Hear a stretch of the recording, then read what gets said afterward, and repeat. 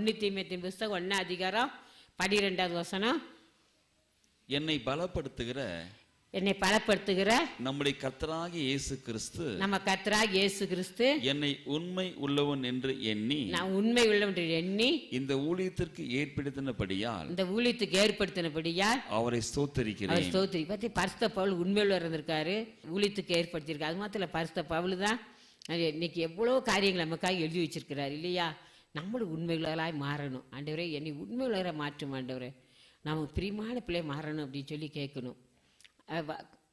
Colossian புஸ்தகம் 1 அதிகாரம் 5வது வசனம்.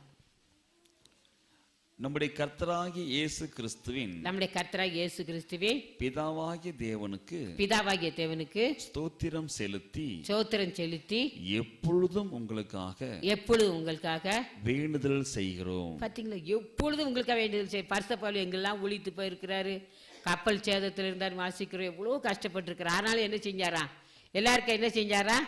எப்பொழுதும் உங்களுக்காக வேண்டுதல் செய்கிறோம். அப்படின்னு நம்ம செவிக்கிறோமா? யோசித்து பாருங்கள். வேலை இருக்கும், வேலை போனாலும் இருதயம் கர்த்தரோடு இருக்குதா? யோசித்து பாருங்க. நம்ம கர்த்தரோடு இருக்கிறோமா? இல்லைன்னு சொன்னால் ஆண்டுட்டு கேட்போம், ஆண்டவரே எனக்கு எப்படியாவது நான் எப்போதும் வேண்டுதல் செய்யணும் ஐயா, அவளை போல உண்மை உள்ளவராக இருக்கணும், என்னை மாற்றும் ஆண்டவரே சொல்லி நம்ம ஒவ்வொரு நாளும் கர்த்தரத்தை கேட்கணும்.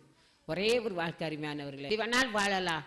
நம்ம ஒரே ஒரு வாழ்க்கையில் கர்த்தருக்காக பரிசுத்தமாக உண்மையுள்ளவராக வாழ்ந்தா பரலோகத்துக்கு நிச்சயமாக நம்ம போக முடியும். இந்த உலகம் நமக்கு சொந்தம் இல்லை. உலகத்தின் வேச ஒரு நாள் நம்மளை கைவிடும். இந்த உலகத்தில் எல்லாமே இருந்தாலும் உலகம் ஒரு நாள் நம்மளை கைவிடும். உண்மையுள்ள வாழ்க்கையில் வாழ வேண்டும்.